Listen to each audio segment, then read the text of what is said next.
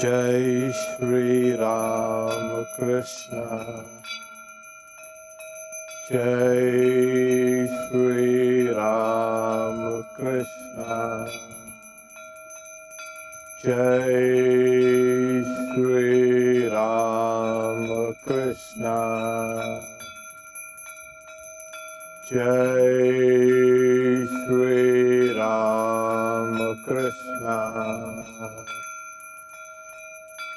Jai Shri Ram Krishna. Jai Shri Ram Krishna. Jai Shri Ram Krishna. Jai Shri Ram Krishna. Jai Shri Ram Krishna. Jai Shri Ram Krishna. Jai Shri Ram Krishna. Jai Shri Ram Krishna. Jai Shri Ram Krishna. Jai Shri Ram Krishna. Jai Shri Ram Krishna. Jai Shri Ram Krishna. Jai Shri Ram Krishna.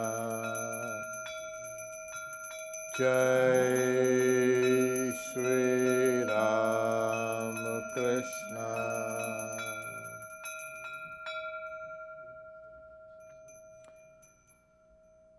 Jai Shri Bhagavan Shri Ram Krishna Dev Ki Jai.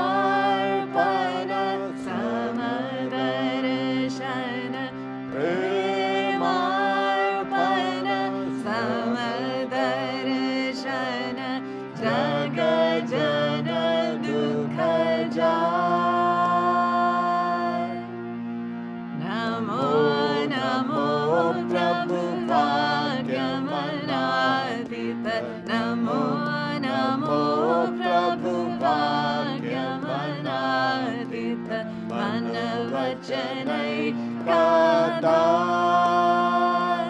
प्रभु मन वचनैकाधार ज्योतिर्ज्योतिर्झलरिदि कन्नर ज्योतिर्ज्योतिर्झलरिदि कन्नर दुविधमभञ्जनहार प्रभु दुविधमभञ्जनहार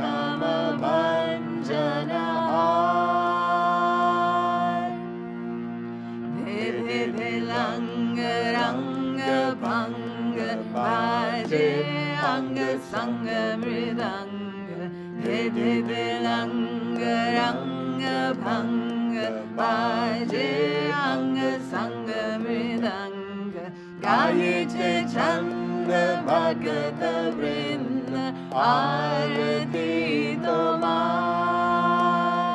गायिते छन्द भगत वृन्द आरती तोमार जय जय आरती तोमार हर हर आरती तोमार शिव शिव आरती तोमार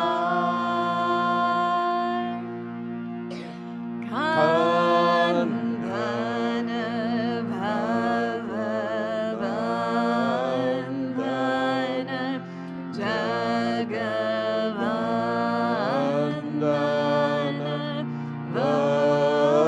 वन्दित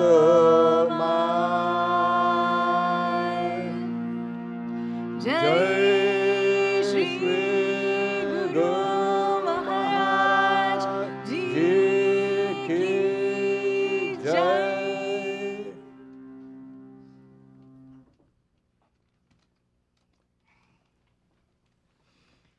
Breaker of this world's chain, we adore thee, whom all men love, spotless, taking man's form.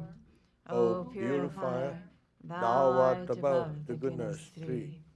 Knowledge divine, not flesh, thou whom the cosmos wears a diamond at its heart.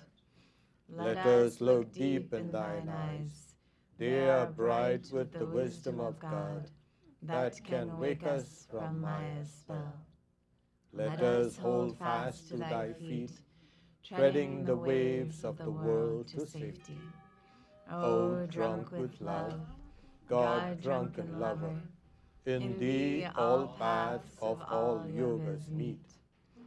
Lord of the worlds, thou art ours, who wert born a child of our time, easy of access to us. O merciful, if we take any hold upon God in our prayer, it is by thy grace alone, since all thine austerities were practiced for our sake. How great was thy sacrifice, freely choosing thy birth in this prison, our iron age, to unchain us and set us free. Perfect, whom lust could not taint, nor passion, nor gold draw near. O Master of all who renounce, fill our hearts full of love for thee. Thou hast finished with fear and with doubt, standing firm in the vision of God, refuge to all who have cast fame, fortune, and friends away. Without question thou shelterest us, and the world's great sea in its wrath seems shrunk to the puddle that fills the hoofprint in the clay. Speech cannot hold thee, nor mind, yet without thee we think not, nor speak. Love, who art partial to none, we are equal before thy sight. Taker away of our pain, we salute thee, though we are blind. Come to the heart's black cave and illumine, thou light of the light.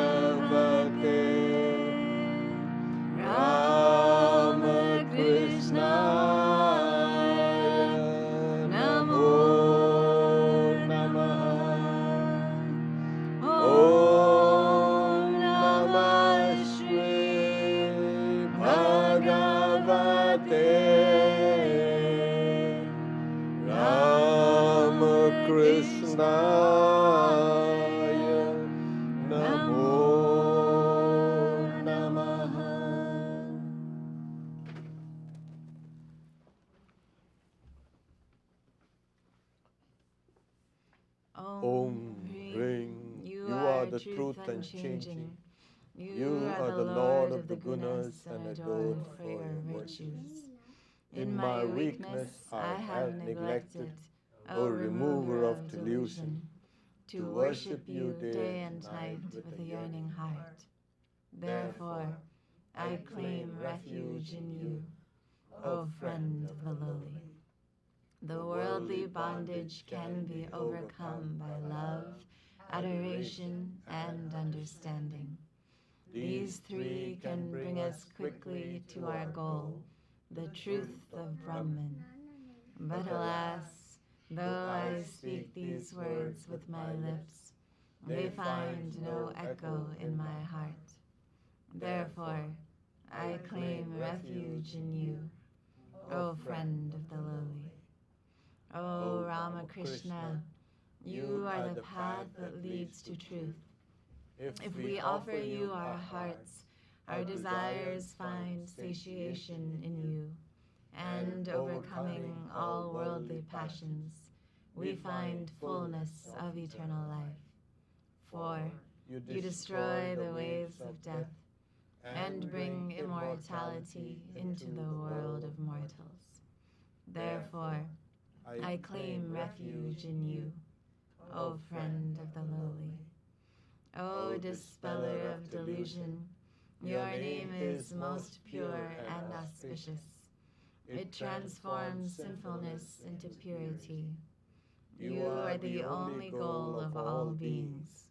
Therefore, I, who am without protection, claim refuge in you, O friend of the lowly.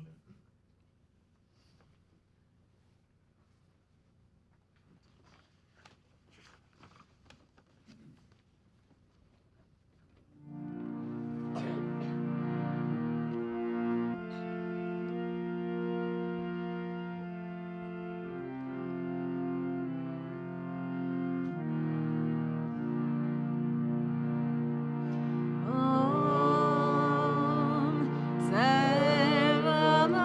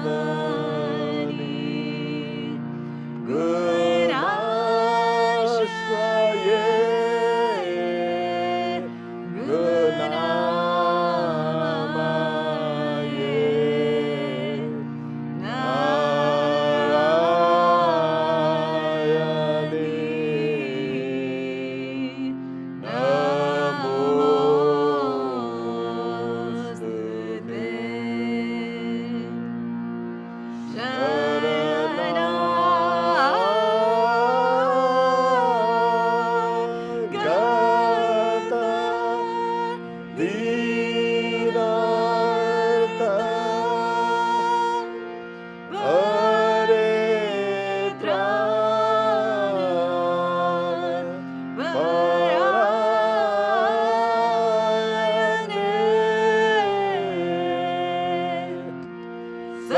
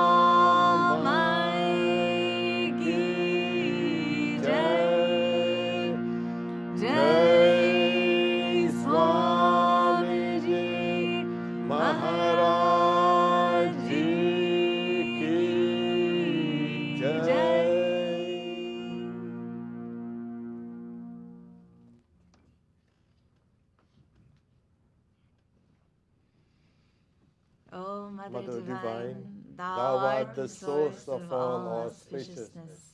We offer our salutations to Thee. Thou art the accomplisher of all objects. Thou giveth us refuge when we yearn for it. O Mother Divine, please accept our salutations. O Mother, eternal art Thou. Thy power projects, preserves, and withdraws the universe back to Thyself. To Thee, O Mother Divine, we offer our salutations. Thou art the eternal support and the embodiment of the three gunas. Thou art the Savior of the distressed and the afflicted. We take refuge in Thee. Thou art, O Mother, the remover of our sufferings. Victory to Thee, O Divine Mother. Please accept our salutations. Salutations to Thee. Salutations to Thee. Salutations to Thee.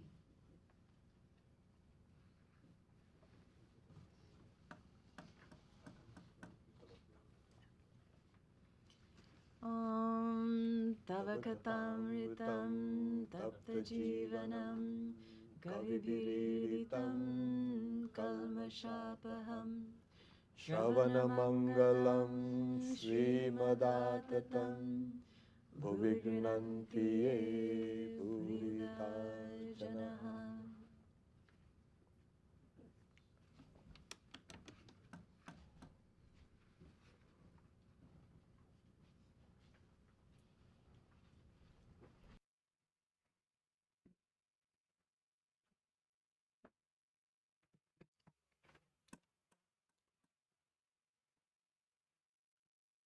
Okay, we're going to read tonight from Sri Ramakrishna and His Divine Play, which is a translation of Swami Sardananda's book by Swami Chaitanya. And this is the section on Kalpataru Day.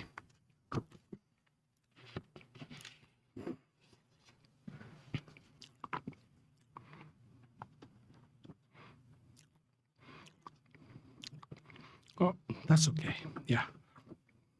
Thanks, Andy.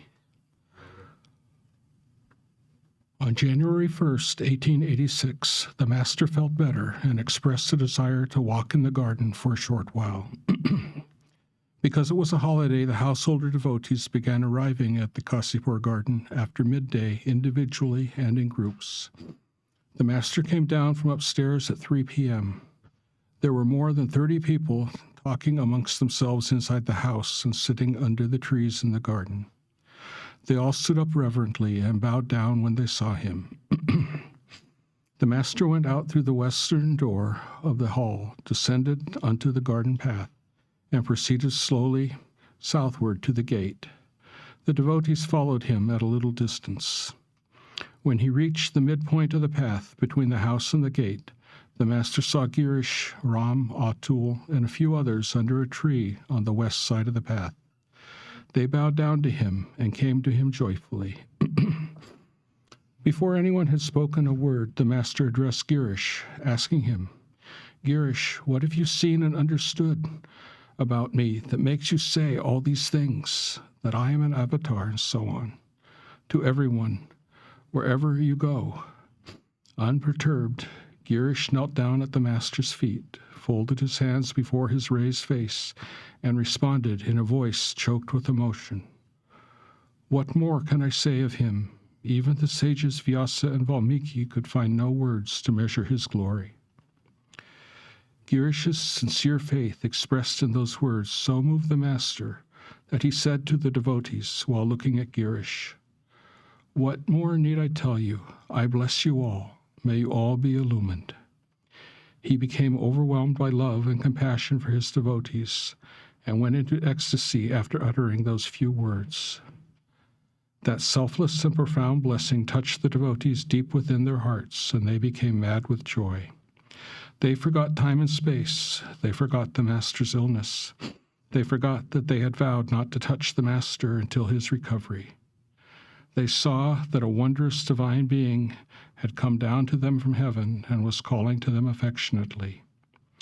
They also felt that their suffering grieved him and that he was carrying in his heart an infinite pain and compassion for them and offering them shelter as selflessly as a loving mother. They became anxious to bow down to him and take the dust of his feet. Their cries of victory to Ramakrishna resounded in all directions as one by one they bowed down to him. As they touched his feet, the ocean of the Master's compassion burst through all bounds and created an astonishing phenomenon. Almost every day in Dakshineshwar, we had seen the Master become overwhelmed with compassion and grace and bless some devotees with his powerful divine touch. On this day, he remained in a semi-ecstatic state. He began to touch each devotee present in a similar way, and their joy was boundless. The devotees understood from this day on that the Master would no longer conceal his divinity from them or from anyone else in the world. They had no doubt that from now on all sinners and sufferers, despite their shortcomings, lack of spirituality, and feelings of inadequacy, would find shelter at his blessed feet. Seeing the Master in that unique and exalted state, some became speechless and could only watch him as if bewitched. Some called out loudly to everyone inside the house to come and be blessed by the Master's grace. Others picked flowers from the garden and began to worship him, uttering mantras and showering him with flowers. When the Master's ecstasy came to an end after some time, the devotees calmed down. The Master finished his walk in the garden, then returned to the house and sat down in his room.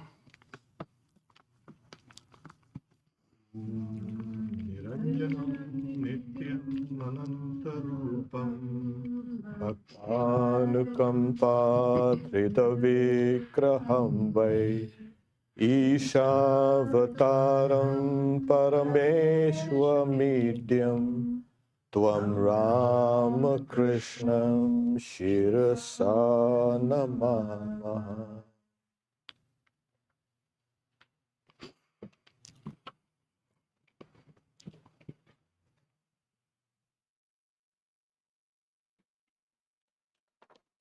Happy New Year.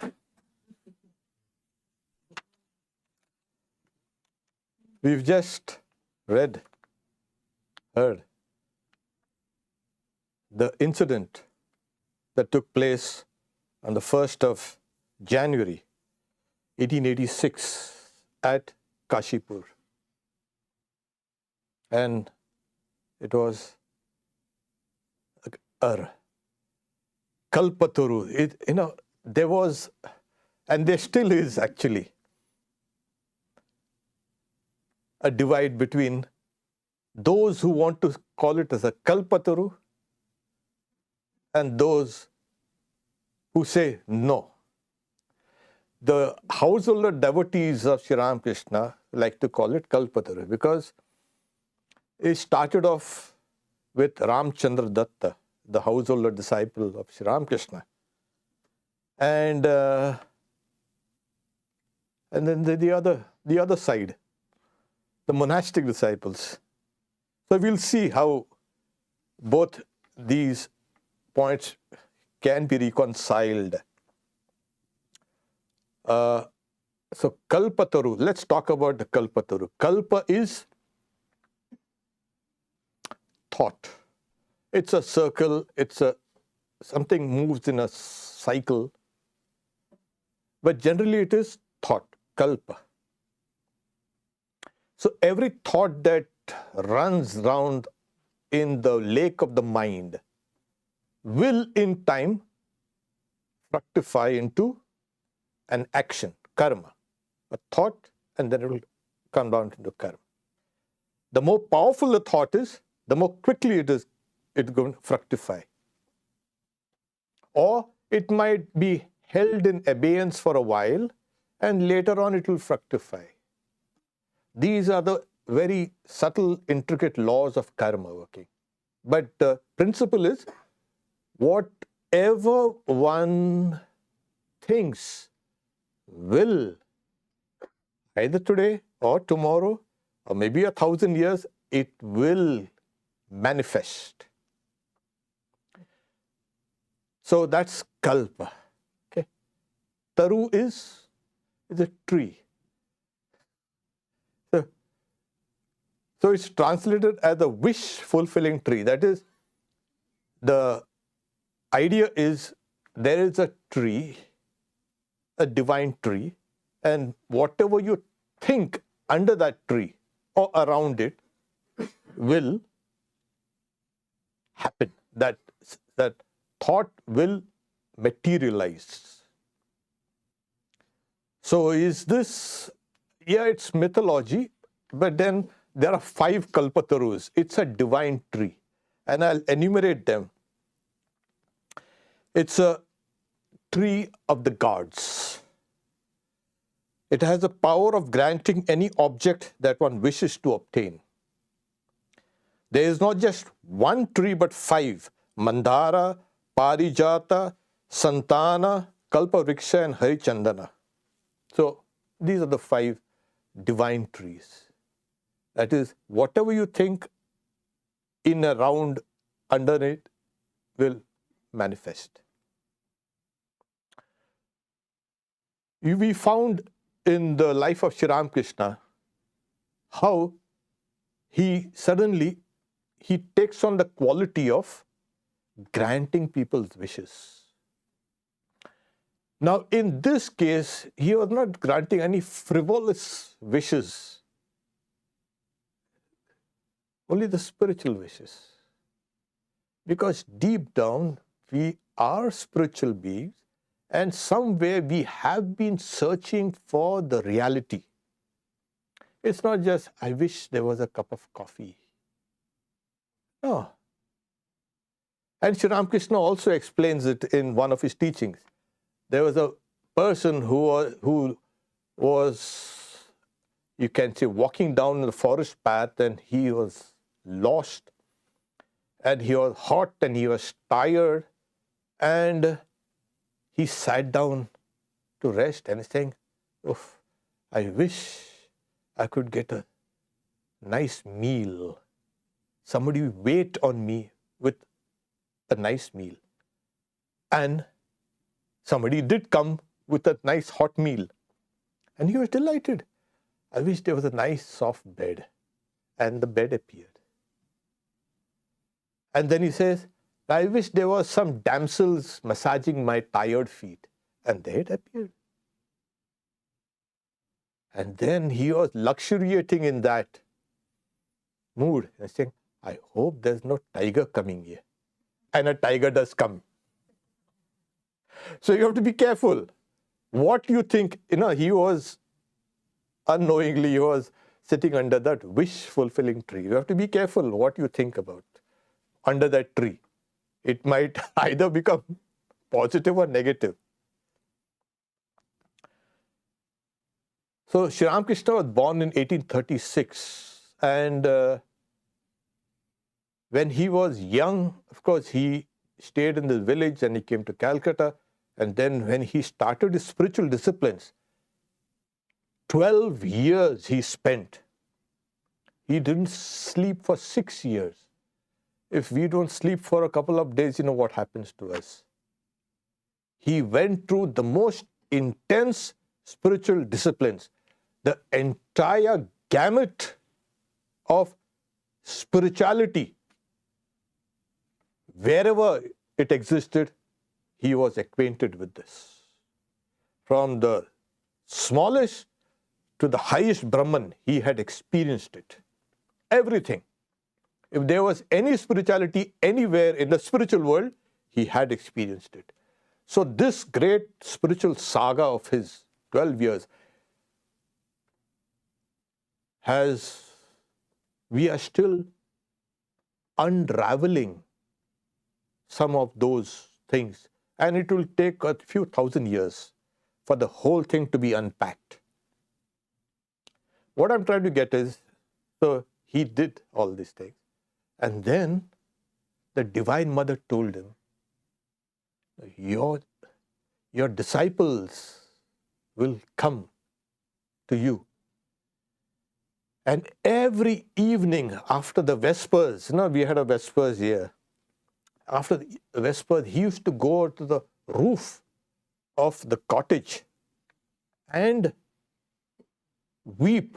Where are you?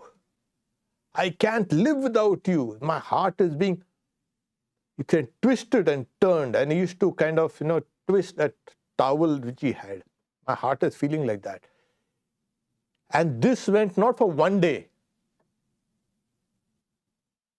1 month, 1 year, 2 years, 3 years. It was a torture. For years, almost 20 years he waited. He's saying, somehow I could contain myself during the day. But then towards the evening, the dam just burst and I used to weep and weep, saying, where are you? And then one by one, they started appearing. He finished his spiritual disciplines and he was waiting. Why? What do they?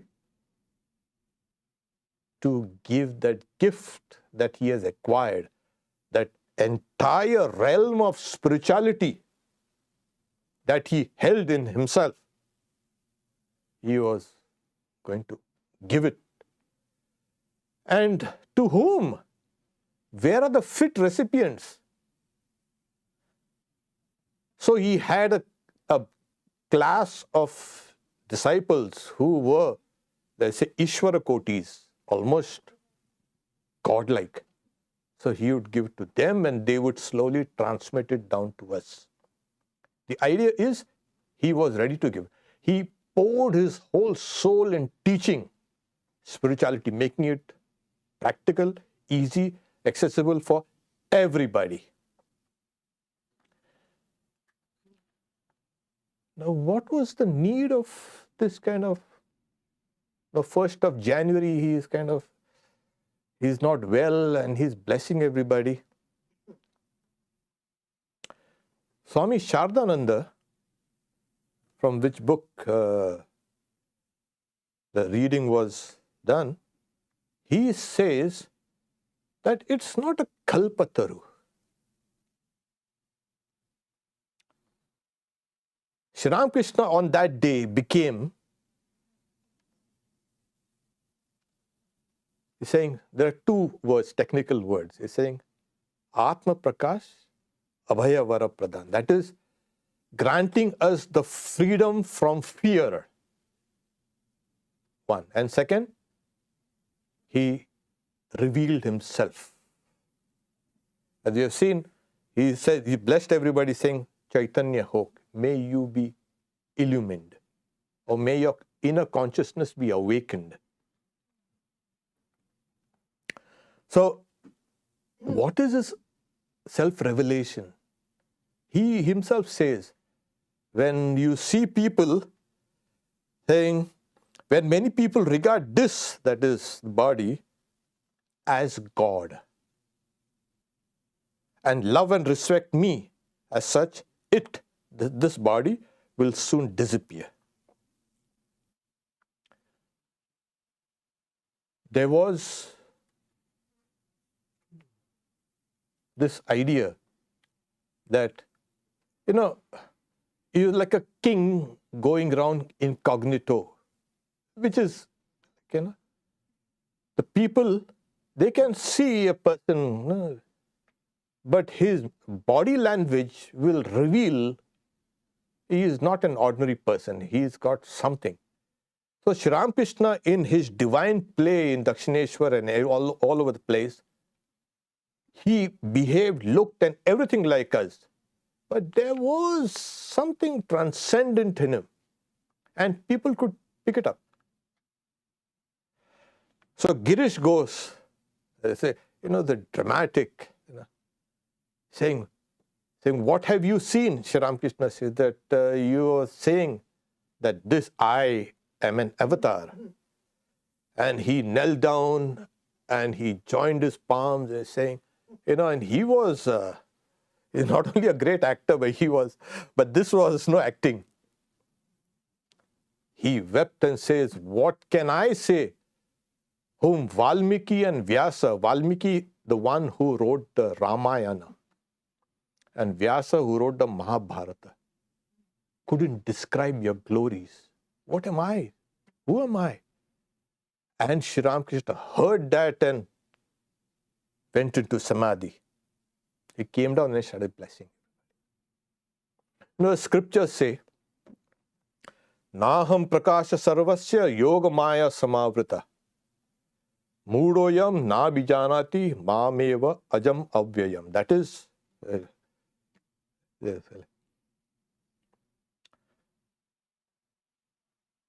I am not revealed to everybody. I am covered with my own yoga maya. The fools, not knowing me, that I am the unborn and imperishable. And then the next verse, he says, I know the past, the present, and the future of all beings. Vedaham samatitani vartamane charjana bhavishyani cha bhutani mam chana vedana kacha. But no one knows me. Oh yeah, we go around, we are searching for God. You think it's so easy? We find God, there's no God. Then we conclude there's no God. Exactly, that's the scripture is saying. I cannot be seen, I cannot be understood because I have covered myself with my own maya. This is called the yoga maya. That entity, he knows the past, present, future of all beings. We don't know him. There comes a time when this yoga maya, which covers that incarnation, has to be broken. So this is the moment, the 1st of January 1886, where for the moment the mask slips. He let it slip and revealed himself. This is what Swami Sharadananda says, Atma Prakash. He revealed himself. Otherwise, without that, you can never know. It's impossible to know God. You may be praying, you may be doing all the hundreds of things. It's only out of His grace that He reveals Himself. So that's why Atma Prakash. And what does He do? Hey, this is me, a long time no see. It's not like that. Like He knows the past, present, future of all beings. He knows who's ready and who's not ready. He knows what will benefit this person here. And He will give it. And what does He give? The gift of fearlessness. Yes. No, I don't get frightened. We are born in fear. We keep on quaking in fear. We die in fear. Exactly. It's just below your conscious mind. When I cross the street there, if a car honks, immediately I jump out of my skin. The whole world is in the grips of fear. What will happen tomorrow? What will happen today? So even this is not apparent to us. Yeah, if somebody comes with a gun in front of us, then But this is an existential threat, a barrier to our knowing the reality. And from this emerges many other kind of, obstacles. So He removes this gift. He gives a gift of fearlessness. In one of the great Upanishads, Yajnavalkya tells the king Janaka, you have attained the state of fearlessness. Abhayam vai praptosi Janaka. Yes. What is the state of fearlessness? It is actually the state of Brahman. That's the reality. So Sri Ramakrishna, when he says that when people start regarding me as divinity, this body will not last. So he gave that final glimpse. Here I am. And does he go? They're saying just once a year on the 1st of January, we have to pray at that, in India it was at 2:45, from 2:45 p.m. till about 3:15, 3:30 it was. The whole kind of that crazy scene that we heard just now was enacted. People, most of them are devotees. Whatever they desired, they got. I mean the spiritual desires. So it's not just a mere wish. That is, you stand under a Kalpataru and then you wish something, then you get it. So it's much deeper. Is Sri Ramakrishna only revealed to us on the first day of the year? Swami Shivananda Mahapurush Maharaj, his disciples say, oh, he's a Nitya Kalpataru. He's an eternal wish-fulfilling tree. At every moment he's there. Only on this day we kind of remind ourselves, oh, there was that incident. Now, say, where is this Ramakrishna? He says that I know the past, the present and future of all beings. We say God knows. Actually, God knows. They say, God knows. Actually, God knows. So if He knows the past, present, future, you see what happens is, you must understand, we are creatures and He is a creator. He has to be with us. And where is He? In the deepest parts of us, in our very heart, He dwells there. Is it? That is Vedanta. Ahamatma Gudakesha Sarva Bhutasya. I dwell in all beings in their heart. So here He is there in our own hearts, and He is conferring spiritual gifts. But you got to go there. He's sitting here and we are going somewhere else. We'll have to reverse our journey. Go back deep inside and you'll see He is constantly revealing Himself. And all that spiritual treasures that He has acquired, we are heirs to it. So, spirituality has become easy. You used to say, I cannot meditate, I cannot do this, I cannot do that. His disciples and devotees say, no matter, think of me. Just think of me. You don't have to worry. So this is what you approach Him. Now He is the wish-fulfilling tree which is there within you. It's an eternal wish-fulfilling tree in the form of Ramakrishna. If you can approach Him, approach your true self. Yeah, that is another thing. What is Ramakrishna? Ramakrishna is your true self. You begin your own journey from your individual self. You go deeper and deeper and deeper, and you arrive there. And then when you arrive there, as if He has been waiting for you. Here it is. And if you don't want it, He'll push it down. Oh, that's the...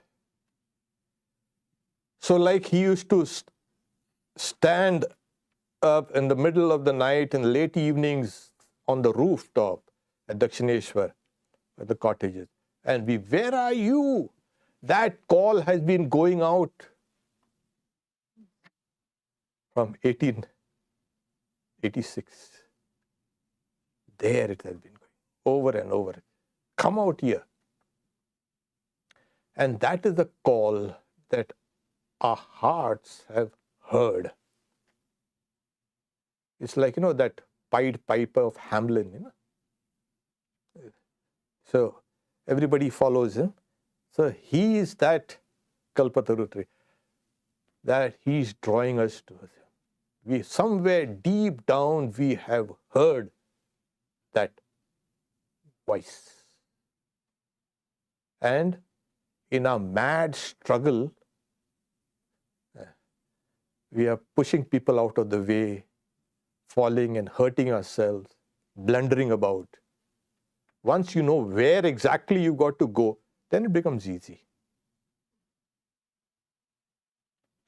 Ahamatma Gudakesha Sarva Bhutasya. So here there.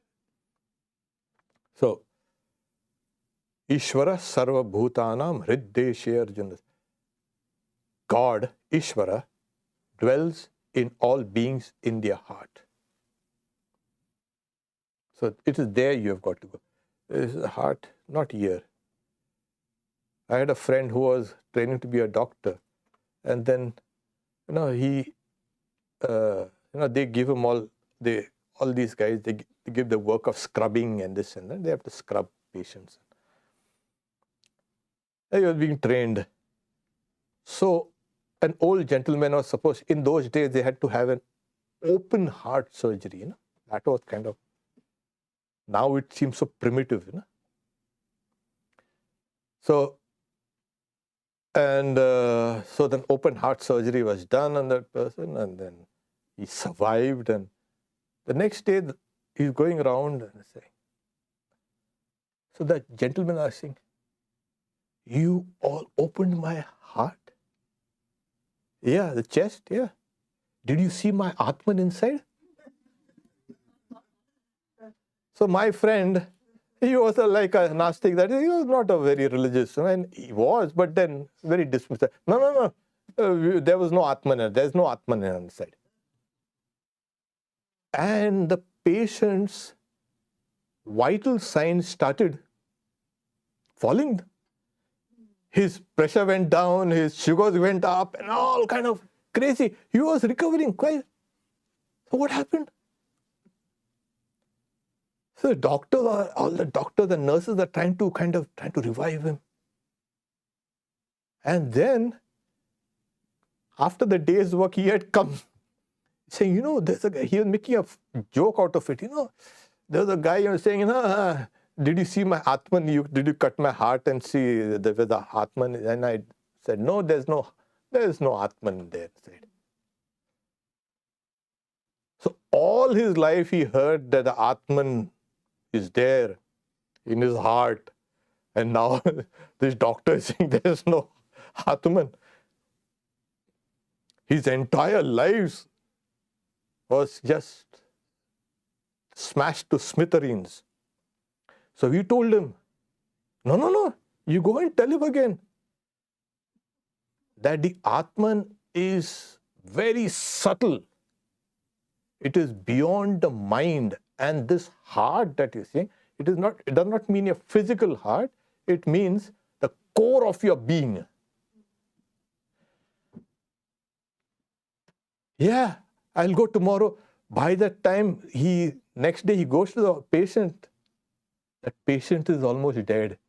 And then he tells somehow, saying, you see, we cannot see the Atman because it's not a physical thing. It's a very subtle entity, and it needs very subtle mental capabilities to see that. As the Upanishad says, Drishyatetva Grahya Buddhya. You can be seen by the intellect or intelligence which is sharp and one-pointed. So he went and explained that. You won't believe it. He's saying, that old man was so glad. He was happy. And then his vital signs started improving.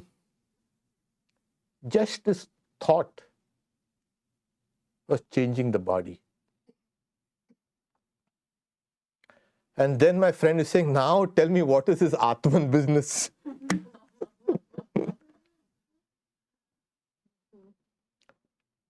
So most of us have this, no, it's not, somewhere in my heart, in the core of your being, at the very center of yourself, from where you emerge. You know where the mind emerges from? I don't know if I have a mind. You have a mind, but it emerges from the sense of I. And from the mind has emerged everything else. Your bodies and senses and everything. So it is there in the core of your being, the deepest down, behind the I. And there you will see Sri Ramakrishna, who is appearing as your I. In reality, he is the one. So if we remember that this is the day when he let his mask slip for the good of the world, then in a way we are taking a long stride towards him. That is the day, that is the time when you are blessed. As I said, he has been drawing us, he will draw you in. And is irresistible. Go in, and what does it have? What do you get from there? Well, immortality. I mean, immortality not like Swamiji says, going down to heaven, drinking nectar, and getting rheumatism and dancing with the gods. No, those kind of childish things. Immortality, eternal bliss, eternal life. So this is what Sri Ramakrishna has come to give us. Swamiji also says, if you doubt that Sri Ramakrishna has come with the weapon of knowledge, jnana, to destroy the demon of doubt. This age has got many doubting Thomases. Every one of us is an incarnation, as it were, of doubting Thomases.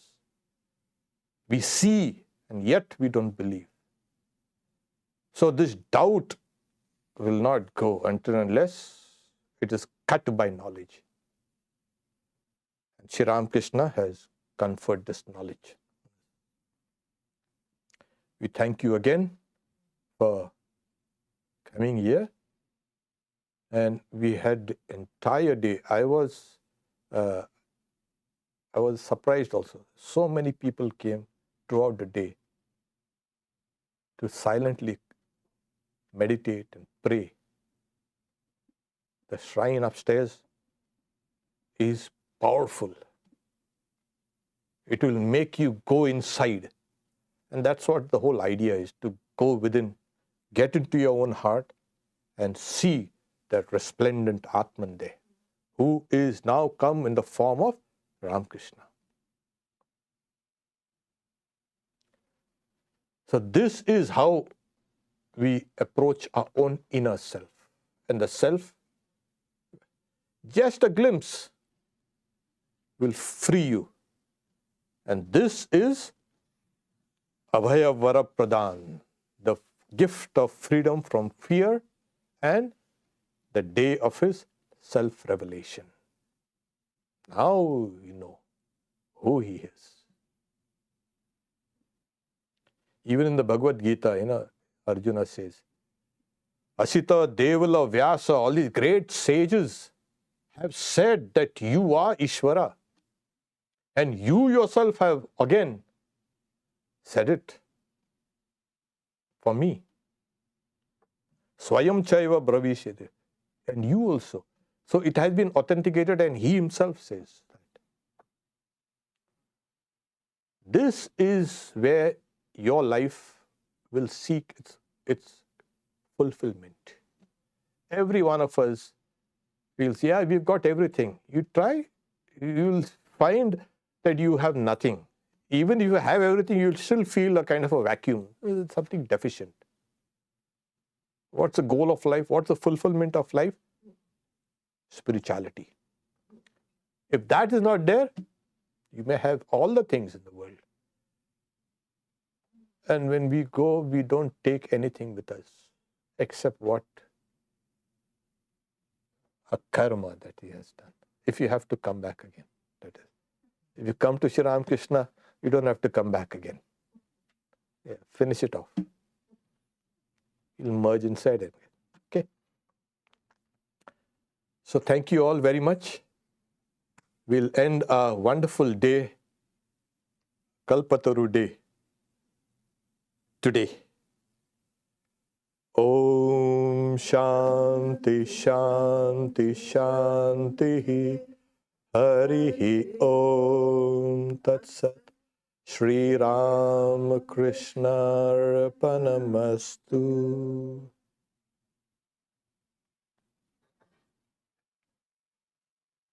I didn't want to say make resolutions and all, because I know.